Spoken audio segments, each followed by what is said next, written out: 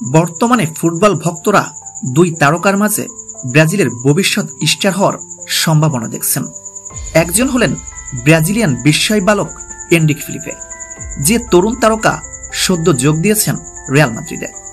অপরজন হলেন ভিটার রক, যে তারকা গত মৌসুমে যোগ দিয়েছেন স্প্যানিশ ক্লাব বার্সেলোনাতে।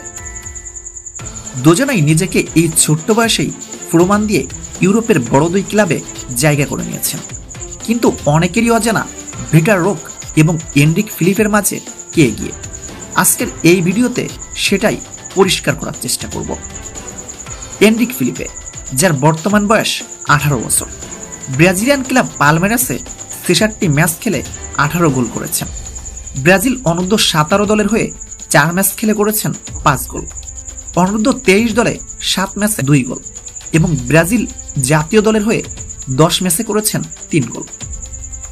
ভিটার রক, যার বর্তমান বয়স 19 বছর, রক ব্রাজিলিয়ান ক্লাব কুরজেইরোতে 14 ম্যাচ খেলে করেছেন 3 গোল। অ্যাটলেটিকো প্যারানাইন্সে 60 ম্যাচে করেছেন 21 গোল। বার্সেলোনাতে আসার পর নিয়মিত সুযোগ এখনো মিলেনি রকের, আর মিললেও ফুল টাইম খেলার সৌভাগ্য এখনো হয়নি।